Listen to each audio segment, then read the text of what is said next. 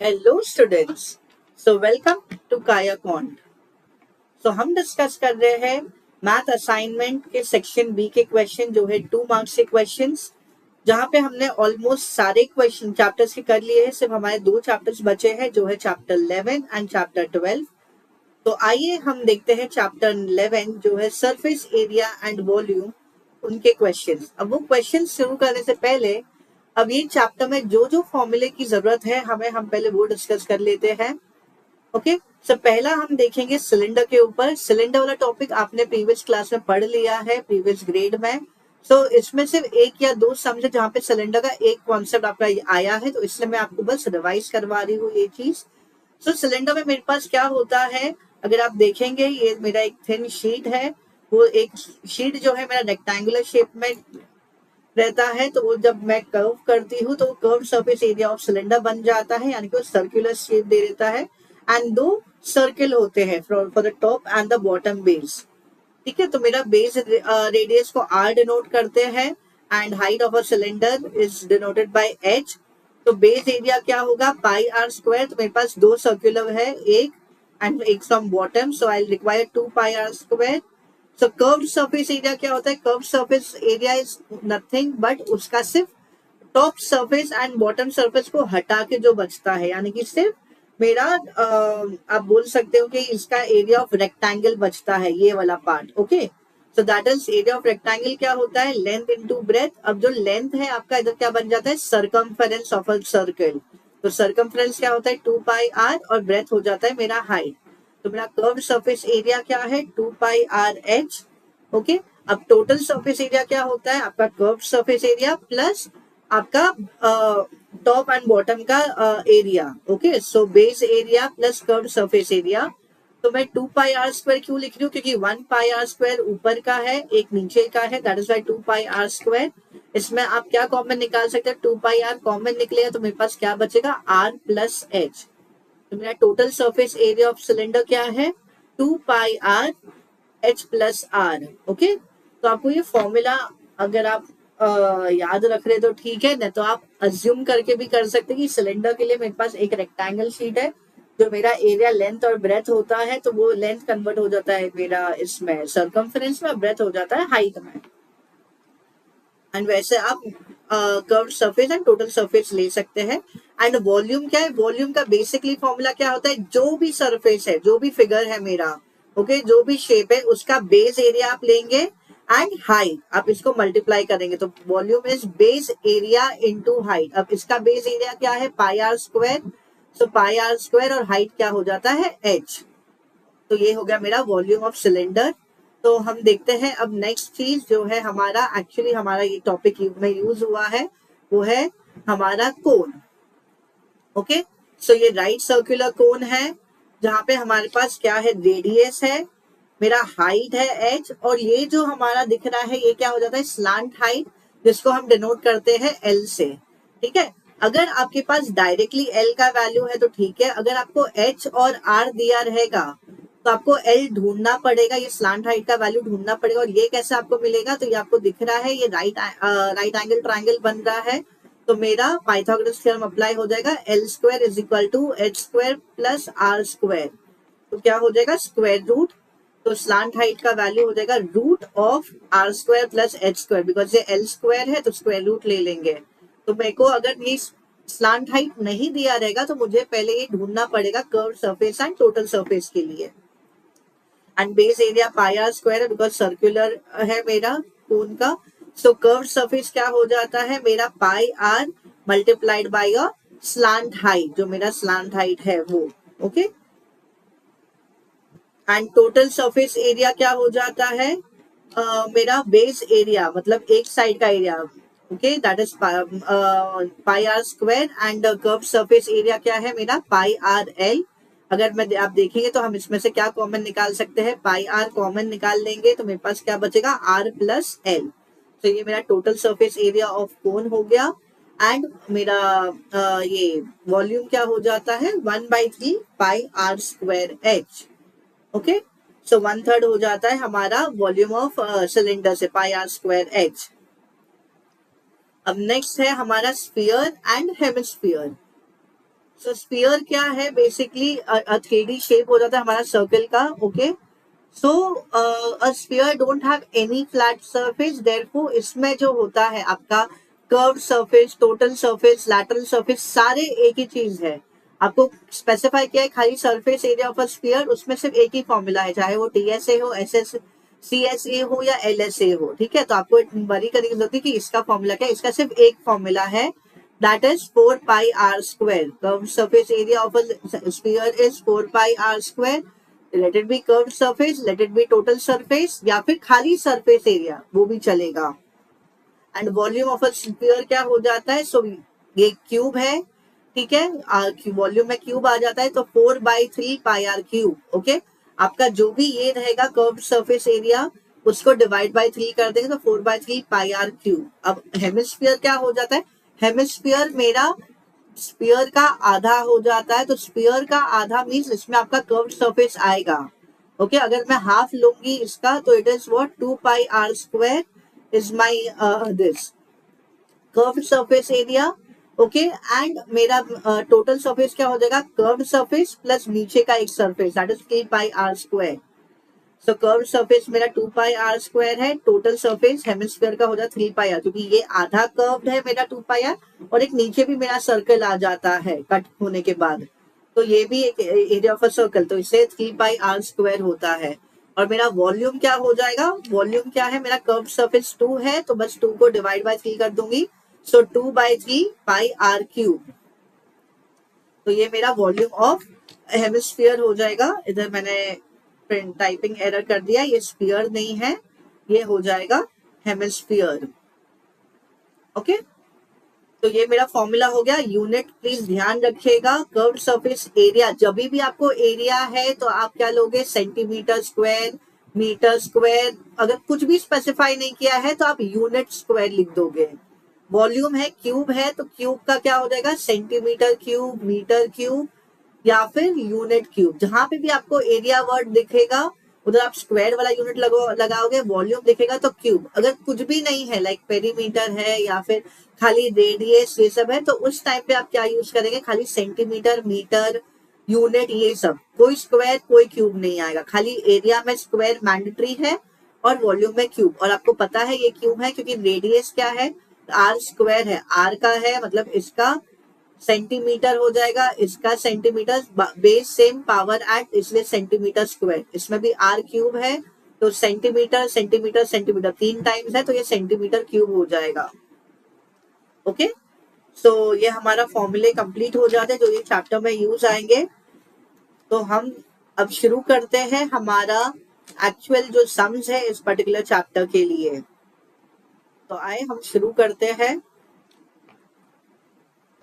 Okay, सो हमारा first question है, a sphere with radius r is placed in a cubical box such that it exactly fits in the box. See the figure, find the surface area of the sphere and find the lateral surface area of the cubical box. तो मेरे पास एक sphere है और ये box है मेरा. Okay, तो ये एग्जैक्टली उसमें फिट हो रहा है, तो जो भी मेरा डायमेंशन होगा, ये जैसे मेरा ये स्फीयर का मेरा ये क्या हो गया, रेडियस आर हो गया. ठीक है, तो जब मैं ये स्फीयर को मैं फिट कर रही हूँ ये बॉक्स में, तो इसका ये जो ये पूरा लेंथ है ये क्या हो जाएगा, मेरा डायमीटर हो जाएगा. वो डायमीटर क्या होगा, मेरा साइड ऑफ अ क्यूब होगा, क्योंकि क्या बोला है इन लोग ने, it exactly fits in the box. Okay, so चलिए हम देखते हैं क्या करना है. तो हमारा क्या हो जाएगा, रेडियस क्या लेंगे हम, रेडियस को हम आर ले लेंगे. ओके, एंड ये आपको चाहिए तो आर यूनिट लिख दीजिए, कुछ भी नहीं दिया है तो. एंड फिर मेरा ये क्यूब के लिए साइड क्या हो गया, साइड ऑफ अ क्यूब ये क्या हो जाएगा, basically 2 multiplied by r, double हो जाएगा मेरा रेडियस का, यानी कि which is equal to the diameter. तो हम आ जाते हैं हमारा पहला पार्ट पे कि surface area of sphere. Surface area of sphere मतलब लेट इट बी, वो तुम्हारा कोई भी सरफेस हो सकता है, टोटल, कर्व, कुछ भी हो सकता है, इसलिए हम जनरली लिखते हैं सरफेस एरिया ऑफ स्फीयर. तो इसका फॉर्मूला हमें पता है क्या है, it is 4 pi r square. तो ये मेरा पहला पार्ट हो गया. सेकेंड पार्ट क्या है, find lateral surface area, lateral surface area of cube. अब लैटरल सरफेस एरिया क्या हो जाता है मेरा, इट्स नथिंग बट आप अपना टॉप पार्ट और बॉटम पार्ट को निकाल दीजिए तो आपको मिल जाएगा, यानी कि फोर साइड्स, जो बाकी के फोर साइड्स है वो चीज। तो वो क्या हो जाता है, 4 × s²। अब s का वैल्यू क्या है मेरा, ये साइड को मैं s डिनोट कर देती हूँ, it is what 4 × 2r the whole square. So 4 × 2 का स्क्वायर 4 हो जाता है, r² which is equal to 16r²। तो लैटरल सरफेस ये हो गया, आपको चाहिए तो ये यूनिट में लिख देते हो, अब यूनिट तो स्पेसिफाई नहीं किया तो ये यूनिट स्क्वायर हो जाएगा। ओके, एंड 16r² क्या हो जाएगा, यूनिट स्क्वायर। सपोज अगर ये r का वैल्यू होता तो मुझे वैल्यू मिल जाता, ठीक है, तब तो हमें यूनिट लिखना ही पड़ता, तो इससे इन जनरल मैंने यूनिट स्क्वायर लिख दिया है। तो चले हम नेक्स्ट क्वेश्चन पे अब आते हैं। तो question 2, answer the following, state the formula to find all the area of all the paper used to prepare a closed cone। तो आपको क्या बोलना है कि एक कोन है, तो कोन में आपको फॉर्मूला सारे याद आ जाए चाहिए कोन के, कि क्या है कर्व सरफेस एरिया का फॉर्मूला, क्या है टोटल सरफेस का, क्या है वॉल्यूम का, क्या है। अब उसने पूछा क्या है, आपको ये देखना है, तो हमें क्या देखना है, to find the area of all the paper use to prepare a close cone. बंद है मेरा कोन, ओपन नहीं है। तो क्लोज कोन के लिए मुझे क्या चाहिए, एक तो मेरा वो कर्व सरफेस चाहिए रहेगा एंड मेरा बॉटम वाला भी चाहिए रहेगा सर्कल। तो बेसिकली आप क्या ढूंढोगे, आपको टीएसए ढूंढना है, यानी कि टोटल सरफेस एरिया ढूंढना है। So total surface area of a cone,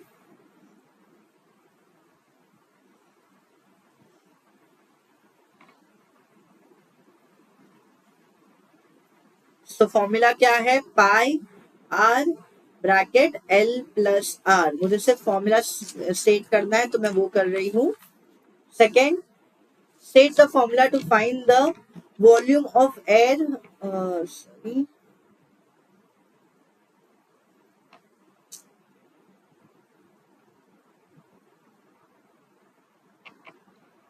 okay, say the formula to find the volume of air contained in a football। Directly आपको कोई फिगर या उसका नेम नहीं बोला है, तो फुटबॉल है, फुटबॉल कौन से शेप में होता है मेरा, स्फीयर के शेप में है, और मुझे क्या पूछा है, वॉल्यूम। तो आपको क्या देना है, वॉल्यूम ऑफ एयर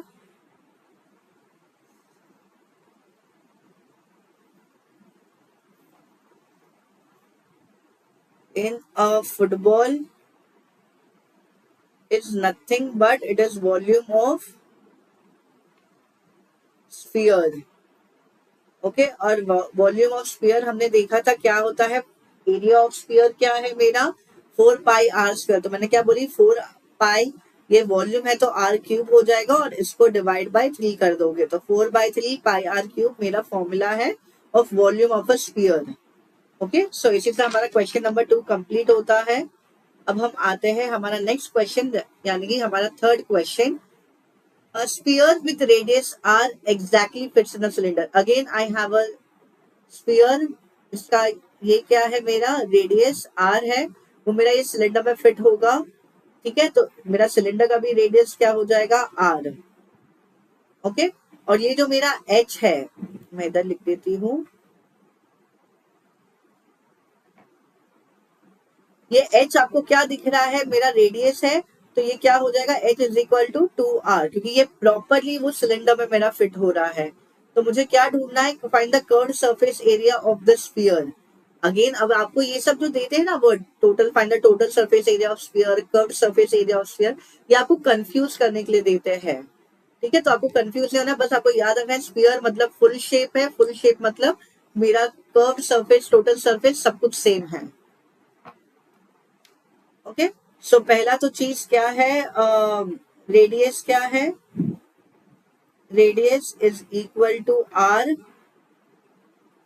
और हाइट क्या हो जाएगा मेरा, मैं डेटा पहले लिख लेती हूँ, which is equal to h, ये क्या हो जाएगा मेरा, डबल हो जाएगा मेरा रेडियस का, that is equal to 2r। तो मेरा फर्स्ट पार्ट क्या है, curved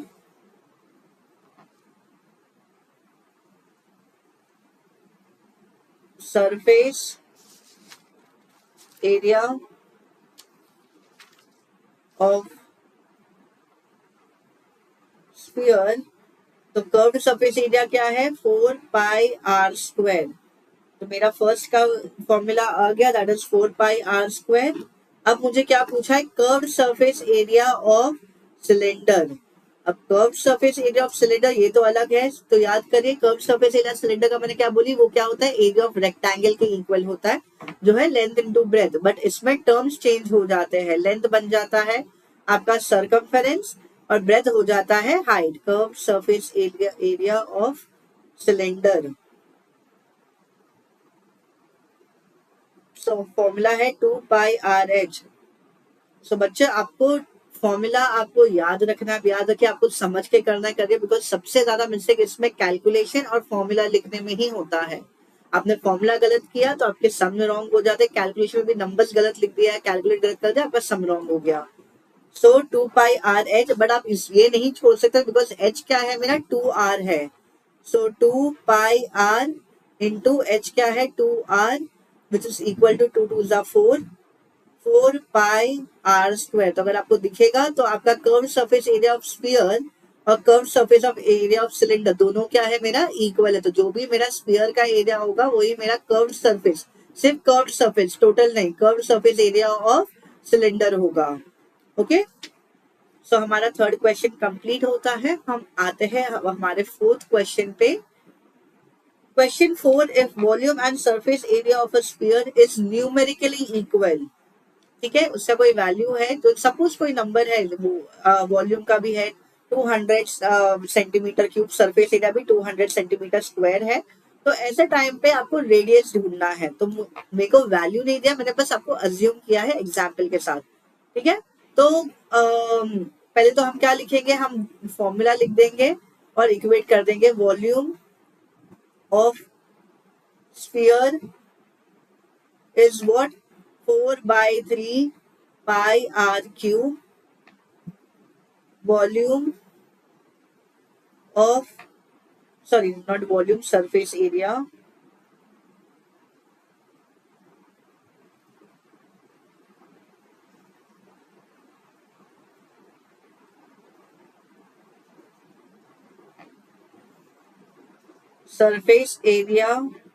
of sphere is equal to 4πr²। अब मुझे क्या बोला है, कंडीशन क्या है, volume of sphere is equal to volume of surface area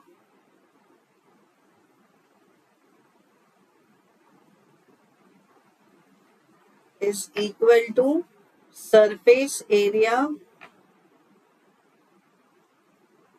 of sphere.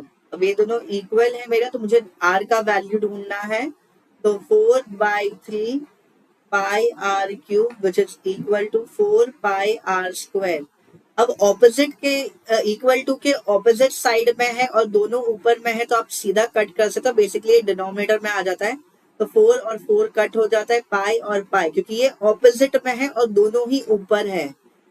Equal to के ऑपोजिट और ये न्यूमरेटर और डिनोमिनेटर में रहता तब नहीं कटता, दोनों न्यूमरेटर में है और इक्वल टू के ऑपोजिट साइड में है, इसलिए कट रहा है, क्योंकि ये शिफ्ट होके डिनोमिनेटर में आ जाता है।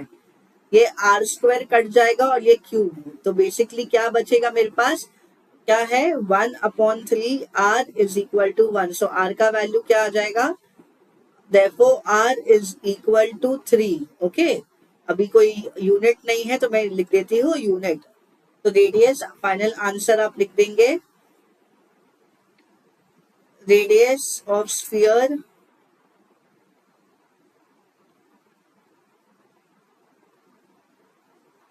Is 3 unit. सेंटीमीटर मीटर आप अपने हिसाब से नहीं लिख सकते, इसलिए आप इन जनरल यूनिट लिख देंगे। ओके, तो मुझे यही ढूंढना था कि अगर मैं न्यूमेरिकली अगर ये दोनों इक्वल है तो मेरा रेडियस क्या आएगा, तो 3 यूनिट होगा, तब जाके मेरा वॉल्यूम का भी वैल्यू इक्वल है और सरफेस एरिया भी इक्वल है। तो चले हम अपने नेक्स्ट क्वेश्चन पे अब हाँ आएंगे हम एक्चुअली जो हमारा कैलकुलेशन वाला पार्ट है। अब क्वेश्चन नंबर 5 से स्टार्ट होता है ये मेरे questions. So volume of a cone, अब गिवन क्या क्या है पहले मैं वो लिख लेती हूँ। गिवन वॉल्यूम ऑफ अ कोन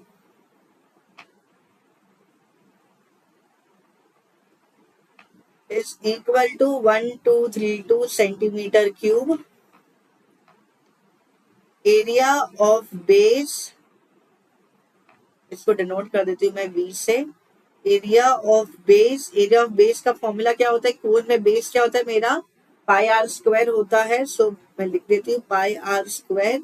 ये क्या दिया है, 154 सेंटीमीटर स्क्वायर। मुझे क्या ढूंढना है, to find height of a cone, that is h। Okay, तो हम आ जाते हैं हमारे सोल्यूशन पे। हमारा फॉर्मूला क्या है, वॉल्यूम v ऑफ कोन लिख देती हूँ मैं, that is volume of cone. So formula is 1/3 pi r square h। So volume का वैल्यू क्या है, सब्सटीट्यूट जहां पे जो वैल्यू दिख रहा है 1232 अब 1/3 पाई का वैल्यू आपको स्पेसिफाई नहीं किया है, तो आपके पास दो वैल्यू है 22/7 और 3.14। तो आपको ये देखना है कि 22/7 लूँ कि 3.14। 7 हम प्रिफर करेंगे तब जब हमारा कुछ कट हो सकता है। अगर आप देखोगे तो 154 मेरा 7 से कटेगा, तो मैं 22/7 लूंगी। अदरवाइज आपके बुक में ये स्पेसिफाई किया है कि आपको अनटिल एंड अनलेस स्पेसिफाई नहीं किया 3.14 लेने को, तो आप 22/7 ही लेंगे, 3.14 नहीं लेंगे। सो एंड ओके, मैं पाई का वैल्यू नहीं लूंगी बिकॉज मेरा क्या दिया है, एरिया ऑफ बेस पूरा वैल्यू ही दे दिया, पाई आर स्क्वायर का वैल्यू ही दे दिया है 154।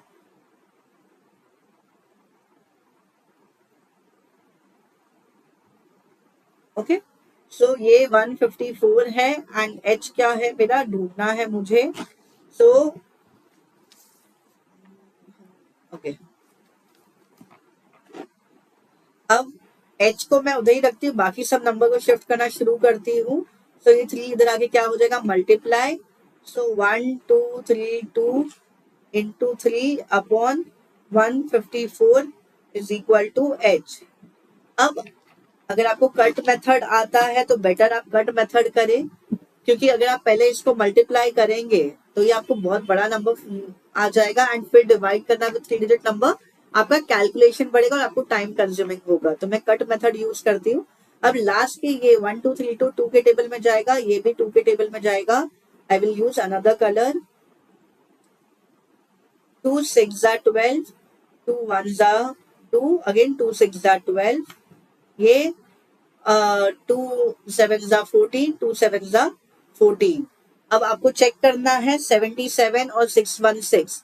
सो मेरा ये अगर 11 के टेबल में जाता है कि नहीं जाता है, तो 11 के टेबल में 77 जाएगा एंड ये भी मेरा जाएगा, बिकॉज अगर आपको पता है डिविजिबिलिटी रूल, तो ऑड पावर्स जैसे 1 2 3, तो ऑड वाले नंबर्स को मैं ऐड कर देती हूँ। 6 + 6 12, 12 - 1 11, तो 11 मेरा 11 के टेबल में जाएगा। अगर नहीं तो आप नॉर्मल अपना डिवीजन करके देख सकते हैं।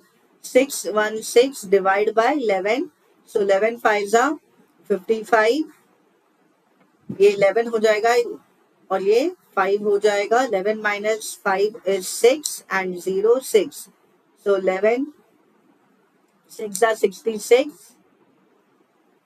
तो मेरा न्यूमरेटर ये क्वोशंट क्या आ गया, 56। तो 11 7 ये नहीं है, 11 7 and 11 56 is I get my answer as 616। तो मेरे पास अब क्या बच रहा है, h is equal to 56 into 3 upon 7। अभी भी मेरा ये कट हो सकता है, 7 1 7 8 सो देयरफॉर h का वैल्यू क्या आ जाएगा, 8 24 centimetre. Be careful in writing the unit, because बहुत बार ऐसा हो जाता है हम ध्यान नहीं देते और हम मीटर लिख देते, तो भी आपका रॉन्ग है, क्योंकि मीटर है और आपको क्वेश्चन में सेंटीमीटर दिया है, तो आप सीधा वैल्यू ही चेंज कर रहे हैं। So height of the cone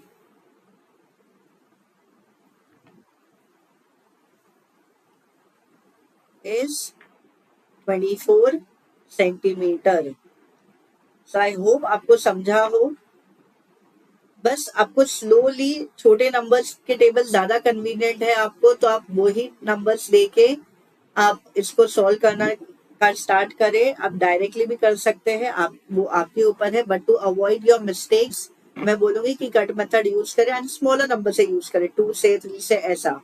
ठीक है, सो चले हम हमारे नेक्स्ट क्वेश्चन पे अब। ओके, सो हम आते हैं हमारे नेक्स्ट क्वेश्चन पे, जो है question number 6। How many square meter of canvas is required for a conical tent whose height is 3.5 meter and the radius of the base is 12 meter? तो मुझे एक conical tent बनाना है, तो मुझे ऑब्वियसली वो टेंट बनाने के लिए कोई तो मटेरियल लगता है, तो मेरे को कैनवा चाहिए, ठीक है, जिसका हाइट क्या है 3.5 मीटर एंड बेस रेडियस क्या है 12 metre.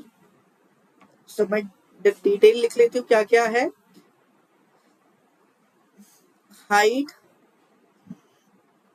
h is equal to 3.5 meter, radius r is equal to 12 metre. मुझे क्या ढूंढना है, मुझे curved surface, how many square metre. अब कैनवा बनाने के लिए वो कोनिकल वाला मेरे को नीचे का फ्लैट सरफेस पर तो नहीं चाहिए, तो मेरे को क्या चाहिए CSA। So curved surface area of cone.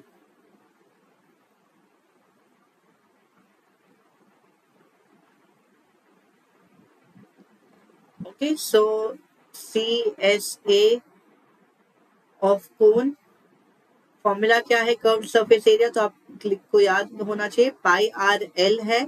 अब एल का वैल्यू तो मेरे पास नहीं है, मेरे पास आर और एच है, तो मुझे पहला चीज क्या करना है, एल का वैल्यू ढूंढना है, जो है मेरा r square plus h square, square root of r square plus h square.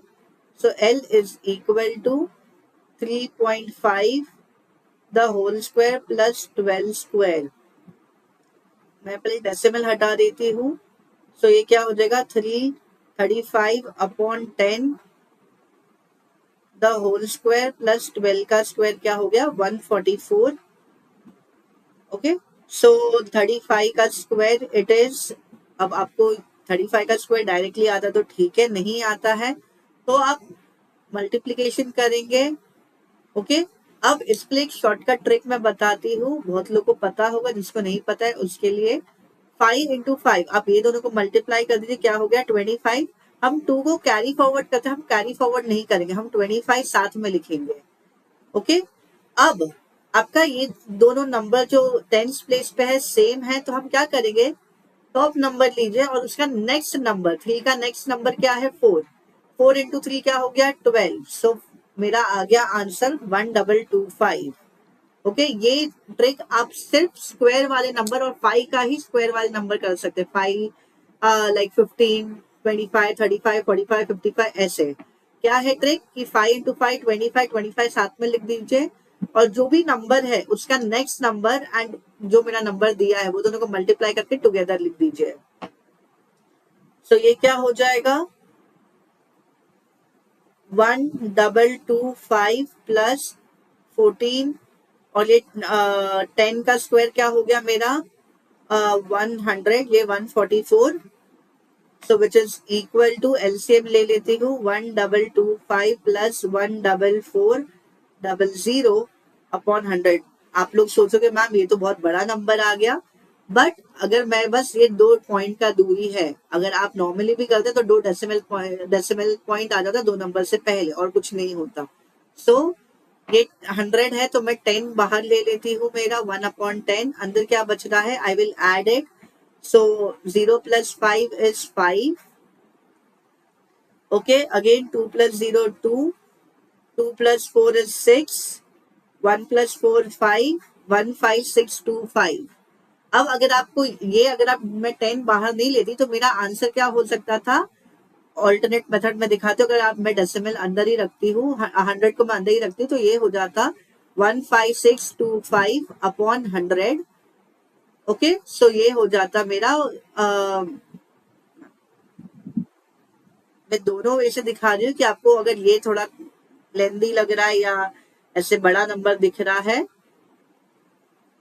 तो मैं इधर भी दिखा रही हूँ। तो ये क्या हो जाएगा, स्क्वायर रूट ऑफ 156.25 आपको ये वैल्यू आता है। ठीक है, अब आप बोलोगे मैम इतने बड़े नंबर का हम रूट कैसे निकाले, तो आप ये देखेंगे कि 156 तो परफेक्ट स्क्वायर किसी का नहीं है, तो इसके नियर बाय कौन सा रूट है, तो अगर आप चेक करेंगे तो 12 का स्क्वायर 144 होता है एंड 13 का स्क्वायर क्या होता है, 12 स्क्वायर इज 144, 13 स्क्वायर इज 169।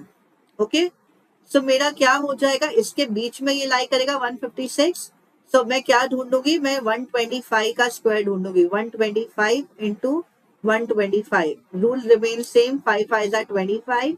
अब 13 इंटू 12 आप चेक करेंगे तो 13 इंटू 12 हो जाता है 156, 12 12 जा 144, 144 प्लस 12 करेंगे तो 154 प्लस 2 156, तो मेरा आ गया 15625। ओके, सो मैं डायरेक्ट कर रही हूँ, आपको नहीं जम रहा है, अब अपना नॉर्मल मल्टीप्लीकेशन कर सकते हैं रफ वर्क में। तो ये मेरा क्या आ जाएगा, 125 upon 10 which is equal to 12.5। Okay, या फिर आप अगर ये मेथड से कर रहे हैं तो डायरेक्टली आप क्या लिख सकते हैं, 12.5 का ये स्क्वायर है, डेसिमल के बाद 2 नंबर है तो डेसिमल के बाद एक ही नंबर होना चाहिए रूट के बाद। सो 12.5 मीटर। मैंने दोनों वे से आपको दिखा दिया है, आप और करके या तो ये कंफर्टेबल तो ये करिए, ये कंफर्टेबल तो ये करिए। अब हम आ जाते हैं हमारा कर्व सरफेस पे, C S A is equal to pi का वैल्यू आपको बोला है 3.14 लेने के लिए, तो हम वही स्पेसिफाई करेंगे 3.14। आर का वैल्यू 12 है, एल का वैल्यू क्या आया है मेरा 12.5। रिमूव योर डेसिमल पॉइंट, आपको कैलकुलेशन में हेल्प होगा, 314 upon 100 into 12 into 125 upon 10। Okay, होगा या तो आप पूरा न्यूमरेटर मल्टीप्लाई करके लास्ट में डेसिमल से पहले 3 नंबर डाल दीजिए, या फिर आप सॉरी 3 नंबर से पहले डेसिमल पॉइंट डाल दीजिए, या फिर आप कट मेथड यूज कर लीजिए। सो 25 4 जा 100, 25 5 जा, ओके, फिर 4 1 जा, 4 3 जा, ओके, 5 1 जा, 5 2 जा। अब मेरे पास क्या बचा है, 314 इंटू 3 अपॉन 2, वापिस कट होगा, 2 1 जा, 2 1 जा, 2 5 जा 10, 2 7 जा 40, 157 इंटू 3, 7 3 जा 21, 5 3 जा 15, 17, 3 1 जा 3 4। सो मेरा आंसर क्या आ गया, 471 मीटर स्क्वायर। सो इतना मुझे कैनवा रिक्वायर्ड होगा वो टेंट बनाने के लिए। तो write your final answer, 471 metre square of canvas is required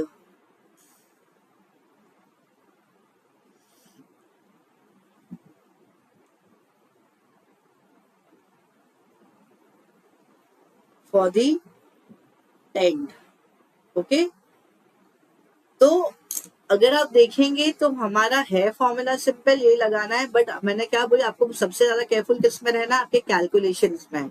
आपको जैसे कंफर्टेबल है आप वैसे करें, आपको डेसिमल को हटा के ये डिनोमिनेटर में नहीं करना है, फ्रैक्शन में नहीं लिखना चलेगा, आप मल्टीप्लाई करके डेसिमल पॉइंट ऐड कर दीजिए, या फिर आपको सीधा ये मल्टीप्लाई करके डिनोमिनेटर में जितने 3 जीरोस है तो लास्ट के 3 डिजिट से पहले आप डेसिमल पॉइंट डाल दें, या फिर cut method, it's upon you how you want to do it. Okay, मैंने आपको सारे पॉसिबिलिटीज दिखा दी हूँ कि आप क्या क्या कर सकते हैं। तो चले हम नेक्स्ट क्वेश्चन पे। अब question 7, the radius of a sphere is 3.5 centimetre, find the cost of plating gold on its surface at the rate of rupees 150 per centimeter square. Okay, so मेरे पास स्फीयर है तो रेडियस क्या दिया है, I write the data, radius of sphere R is equal to 3.5 centimeter. Cost of plating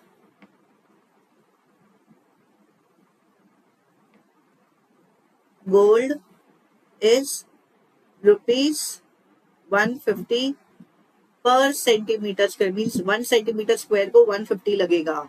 तो मुझे कितना टोटल कॉस्ट लगेगा वो ढूंढना है। तो I have to find total cost of plating. Okay, अब टोटल कॉस्ट ढूंढने के लिए मुझे क्या चाहिए, सरफेस एरिया चाहिएगा पूरा मेरा स्फीयर का।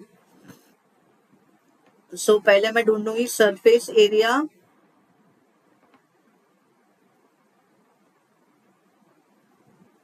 Of sphere. सो फॉर्मूला क्या है स्फीयर का, 4πr²। इन्होंने पाई का वैल्यू स्पेसिफाई नहीं किया है, तो आप क्या लेंगे 22/7। आर का वैल्यू क्या है मेरा 3.5 into 3.5।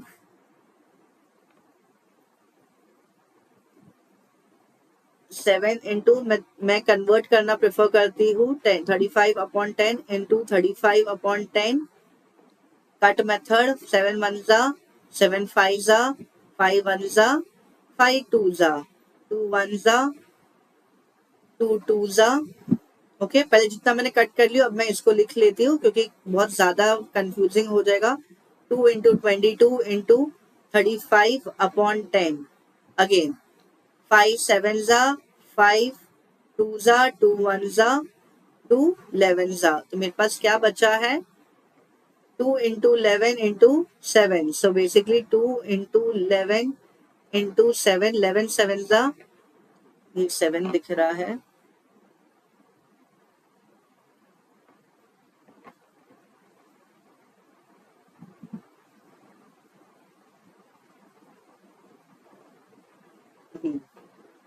Okay, so 11 7 is 77 and 77 into 2 will give you 154. So 154 centimetre square मेरा सरफेस एरिया है।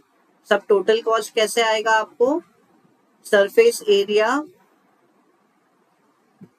Multiply by cost per metre square 154 into 150। Okay, अच्छा सेंटीमीटर है तो सॉरी ये सेंटीमीटर स्क्वायर हो जाएगा। So multiply it. अब 154 इंटू 150 है तो जीरो को मैं अभी होल्ड ऑन करती हूँ, 154 को 15 से मल्टीप्लाई करती हूँ। 5 4 जा 20, 25 प्लस 2 27, 5 1 जा 5 7 cross 4 5 1 0, 7 plus 4 is 11, 8 plus 5 is 13, 2 and last में एक जीरो बचा है तो मैं वो लिखूंगी अभी ₹23100। सो इतना मुझे कॉस्ट लगेगा पेंट करने का। So write your final answer.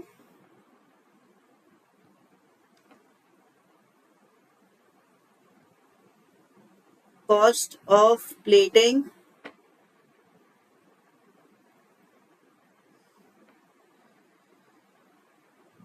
gold is ₹23,100।